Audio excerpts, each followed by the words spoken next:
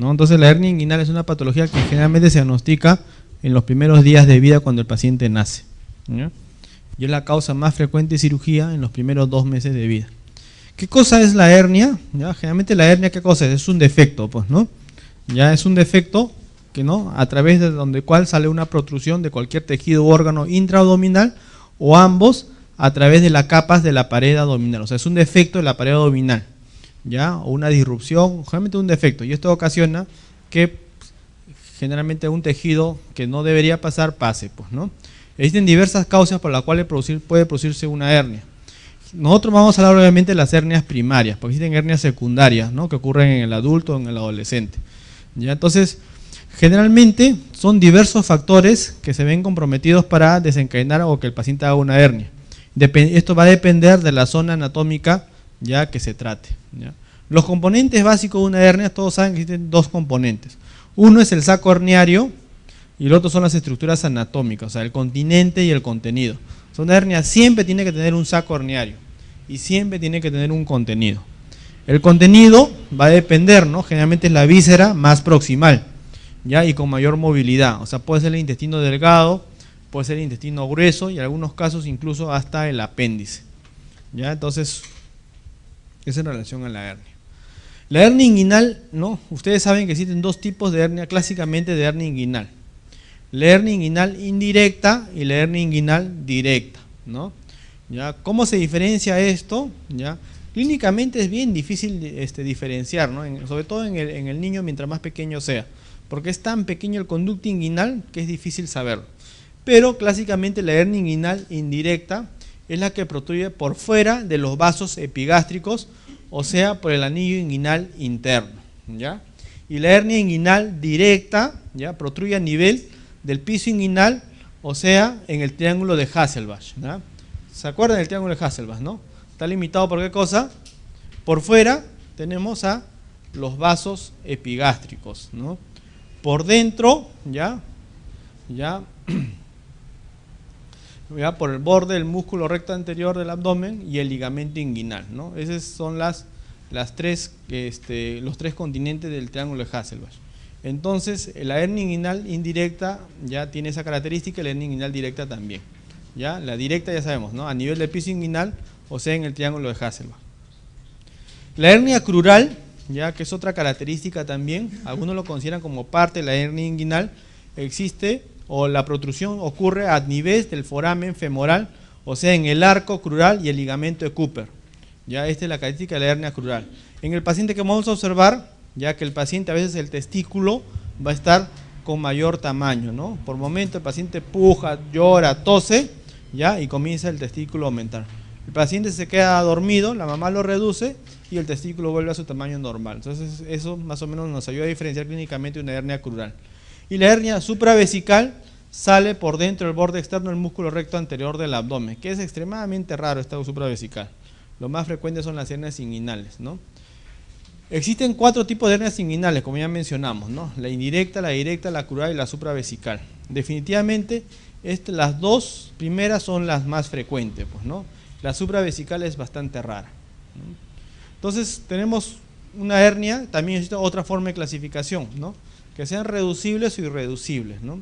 Entonces, ya sabemos, cuando son irreducibles, una es, si es agudo, se llama la hernia incarcerada. ¿Qué significa? Que el paciente tiene llanto, dolor intenso, ¿no?, va a la emergencia y ya no se reduce como otras veces, ¿ya? Y cuando ya existe compromiso isquémico vascular, decimos que está estrangulado, pues, ¿no? Eso es ambas casi son condiciones de cirugía inmediata, sobre todo si está estrangulado, ¿ya? Y las reducibles son espontáneas o manual, ¿no? Espontánea cuando el paciente llora, ¿no?, se ve la hernia, el paciente se queda dormido y la hernia regresa a su sitio. Y algunas veces es tan grande el defecto que el paciente llora, ¿ya?, pero no le molesta, no le duele, ¿no? Se queda dormido y sigue con el bulto ahí. Entonces la mamá lo que hace, agarra con su dedo y mete la hernia en su sitio, ¿no?, y lo reduce manualmente. Siempre es bueno cuando presente una hernia que sea reducida, ya sea espontáneo o manual, ¿no?, porque en algún momento las encarceradas o estranguladas fueron reducibles, muchas veces, ¿no? ¿Ya?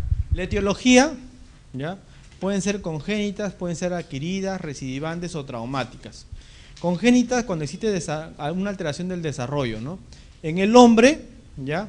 Por lo general se asocia con ¿qué cosa? ¿Ya? Con la persistencia del conducto peritoneo vaginal en el hombre. Y en la mujer, por la persistencia del conducto de Nuc, ¿ya? Adquiridas, de repente post cirugía, de apendicitis, de repente sin querer cortaron esa zona o debilitaron la zona, o paciente estreñido, o a un traumatismo, etcétera, ¿no? Y recidivantes post quirúrgica, o a veces hacen una mala técnica quirúrgica, y el paciente hace una eventración, ¿ya? Esta es la anatomía de la región inguinal. Acá vemos, ¿no?, la piel, el tejido celular subcutáneo, la aponeurosis, el oblicuo mayor, oblicuo músculo menor o transverso, la fascia transversalis, ¿ya? Y el peritoneo, ¿no? Esta es la zona del saco herniario. Este es el continente y este es el contenido, ¿no? Que en este caso es el intestino, ¿ya? El conducto inguinal, ustedes saben que es importante ¿para qué? Para la hernia inguinal, ¿ya? Es un cilindro achatado de aproximadamente 4 centímetros en el adulto. En el niño el tamaño va a depender obviamente de la edad del paciente, ¿no? Está situado por lo general, ¿no?, 2 a 4 centímetros cefálico al ligamento inguinal, ¿ya? Va a tener un anillo inguinal superficial, la aponeurosis del músculo oblicuo mayor, y un anillo inguinal profundo que es la fascia transversalis. Contiene ¿qué cosa el conducto inguinal? El cordón espermático o el ligamento redondo del útero. El canal cursa, ¿ya?, de lateral a intermedio, de profunda a superficial y de cefálico a caudal, o sea, va siempre hacia la parte interna del conducto inguinal, ¿no? Las paredes del trayecto inguinal, ¿cuáles son? La pared anterior o externa, que está formada ¿por quién? Por el oblicuo mayor y fibra del músculo oblicuo menor. Tenemos la pared posterior o interna, formada por la fascia transversalis, la grasa preperitoneal, reforzada por el tendón conjunto y el ligamento reflejo de la zona. Y tenemos una pared superior, ya, que es el techo del conducto inguinal, que está formada por los bordes inferiores del oblicuo menor y el transverso. Y una pared inferior o el piso del conducto inguinal, que tenemos el ligamento inguinal, ¿no?, que es importantísimo. Tenemos el ligamento de Coles, el ligamento de Gimbernat, que está reforzado por el ligamento de Henle, ¿ya? Entonces, esto es la anatomía, es importante saberla porque esto va a permitir que en la técnica quirúrgica se haga ciertas reparaciones dependiendo de la localización, ¿no? Acá tenemos el canal inguinal, obviamente en un paciente más grande. En el adulto más o menos mide 4 centímetros, en el niño, como ya mencioné, va a depender de la edad del paciente, pues, ¿no? Y acá vemos el defecto herniario, pues, ¿no? Mientras más grande sea el defecto, obviamente el contenido va a ser mayor también, ¿no?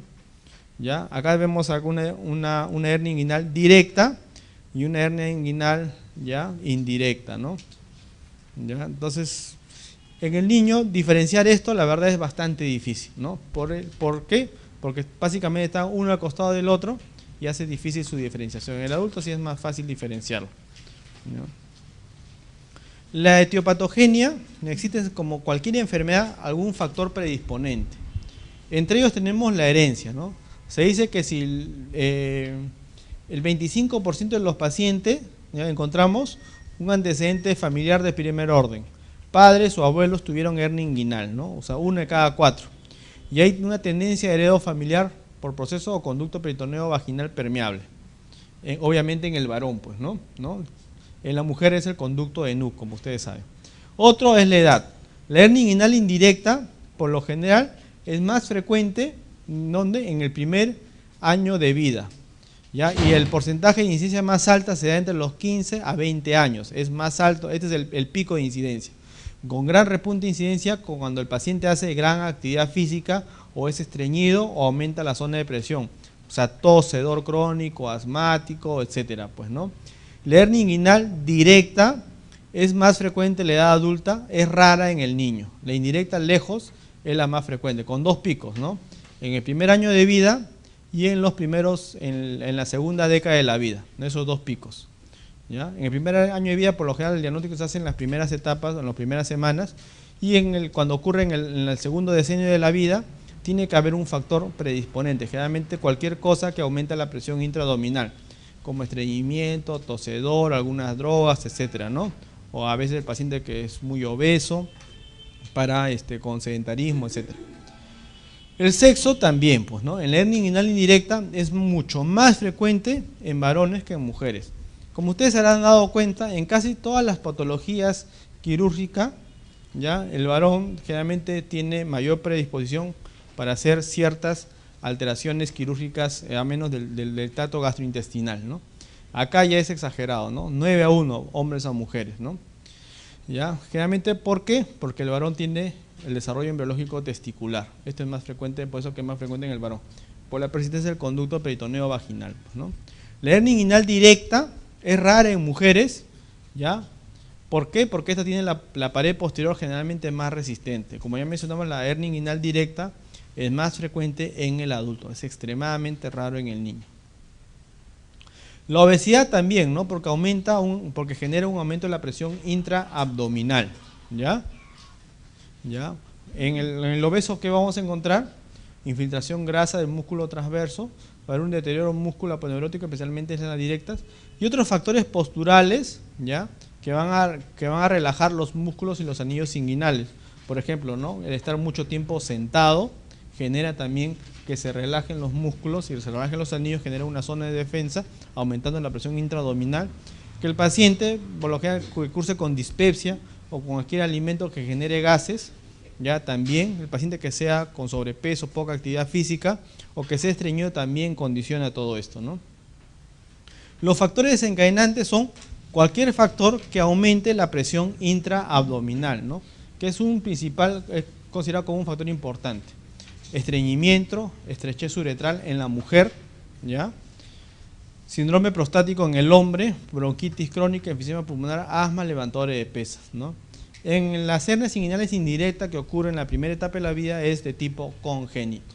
Y las hernias inguinales indirectas que ocurren en la segunda etapa de la vida, en el segundo decenio de vida, generalmente tienen algún factor predisponente, ¿no? Con una pared obviamente debilitada, ¿ya? Las causas congénitas, en el varón ya sabemos, alteración, ¿no? Alteración del conducto peritoneo vaginal, ¿ya? Puede haber deformaciones pélvicas, atrofia de la vejiga o patologías del colágeno, pueden asociarse. Adquiridas, ya cuando aumenta la presión intraabdominal, ¿no? Aquellos pacientes prostáticos, aquellos levantadores de pesas, tosedores, ya aquellos que cargan pesa, traumas, ¿no? Ya sea por accidente de tránsito, caídas, etcétera, ¿no? Puede originar que estos pacientes cursen con una hernia, ¿no?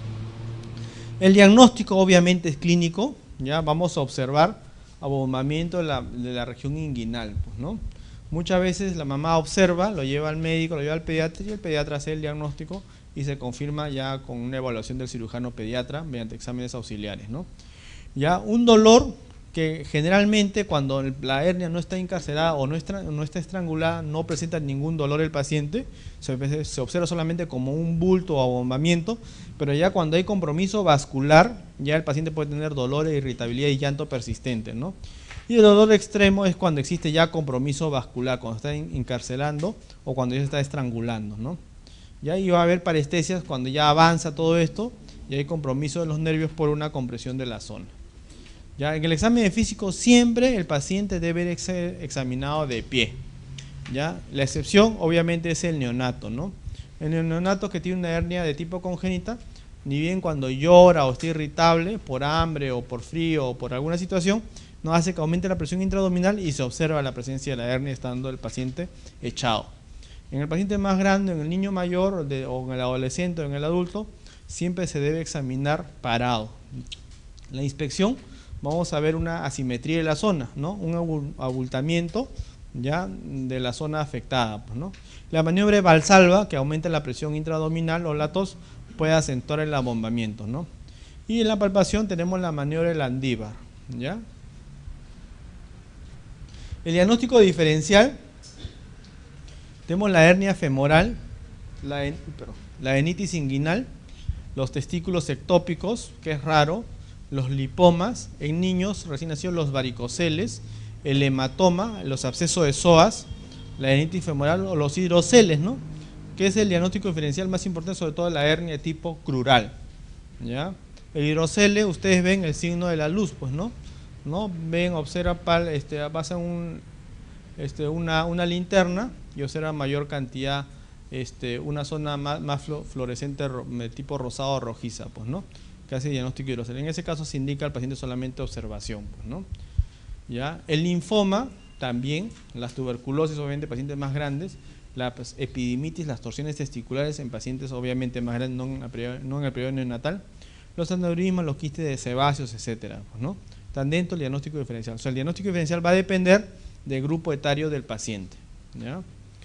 Clasificación, ¿ya? Uno puede ser intrainguinales, o sea, las indirectas. Tenemos la punta de hernia funicular, la hernia inguinoescrotal, ¿ya? Y las retroinguinales directas, ¿no? Luego las mixtas, ¿ya? Esta es una clasificación bastante antigua. Esta es otra clasificación de 67 que clasifica en estadios. La hernia inguinal indirecta con anillo inguinal interno intacto, que son característicos de los lactantes y los niños. El estadio 2, la hernia inguinal directa con anillo interno aumentado de tamaño y distorsionado. Y las hernias de tipo 3, que son las hernias directas y las hernias femorales, ¿no? Que es característico del adulto. Entonces, otra clasificación, que es la clasificación de McVeigh, que lo divide en 4 estadios, ¿ya? Tenemos otra clasificación de Gilbert, así se dice con clasificaciones, se existen también técnicas quirúrgicas, ¿no? Que son la verdad bastante aburridas, ¿no? ¿Ya? ¿No? La clasificación de Gilbert, ¿ya? Que es la tipo 1, que dice que es una hernia indirecta con anillo interno pequeño, estrecho, apretado, apto para colocación de una prótesis prolene, dice, de 6×11. ¿Ya? El tipo 2, que es un anillo interno moderadamente aumentado de tamaño, que no es más de 4 centímetros, con capacidad aún de sostener la prótesis. ¿Ya? Estas clasificaciones se hacen con la intención incluso de hacer una técnica quirúrgica, ¿no? Ya depende ya de la experiencia del cirujano. Y el tipo 3, 4, 5, ¿ya? Que también permite todo eso, ¿no? O sea, la clasificación va a depender de la conducta quirúrgica que va a tener el cirujano, ¿ya? Actualmente, la tendencia en casi todas las hernias, en las hernias congénitas, es operar inmediatamente y cerrar el defecto, ¿ya? Generalmente en pacientes más grandes, incluso en adultos, la tendencia es siempre poner una malla, ¿no? Una colocación, ¿ya? Esta es otra clasificación un poco más actual que la anterior, es la clasificación de Nyhus, ¿no? Que también lo dividen en todos estos, ¿ya? Y son hechas clasificaciones para establecer conductas quirúrgicas, pues, ¿no? ¿Ya? Y esta es la clasificación de Ben-David, ¿no? Del 93. Tipo 1, anterolateral. Estas clasificaciones por lo general son muy parecidas, ¿no? ¿Ya? Bueno. Esta clasificación de Achen, ¿ya? Que también, ¿no? Cada uno tiene, creo que hay un montón de clasificaciones y cada uno trata de establecer una técnica quirúrgica. Esas se las muestran, no es necesario que las sepan, ¿no? Clasificación de Stoppa, ¿ya? De Campanelli, ¿ya? ¿Ya? Así como existen un montón de clasificaciones, existen un montón de técnicas quirúrgicas. Definitivamente las dos más usadas, ¿no? Es la técnica de Bassini y la técnica de McVeigh, ¿no? Y actualmente la que más se está usando es la técnica laparoscópica, ¿no? Que ha puesto casi a todos estas ya en otra etapa, ¿no? La laparoscopía actualmente en pacientes adolescentes, incluso en adultos, ya es la técnica de elección. 1, menor recurrencia.